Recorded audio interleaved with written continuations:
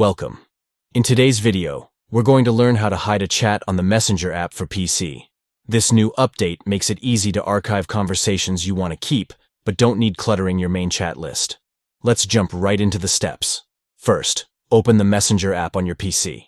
If you haven't updated it recently, make sure you're using the latest version to take advantage of all the new features.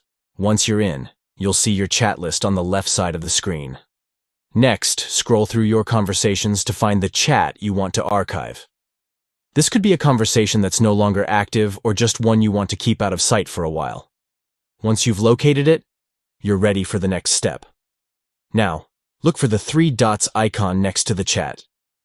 When you click on these dots, a small menu will appear with several options. This is where the magic happens. From this menu, click on Archive Chat. Once you select this option, the chat will instantly disappear from your main chat list and move to your archived chats. This is a great way to declutter your Messenger while still keeping important conversations accessible. If you ever want to retrieve an archived chat, simply scroll to the bottom of your chat list and click on Archived Chats.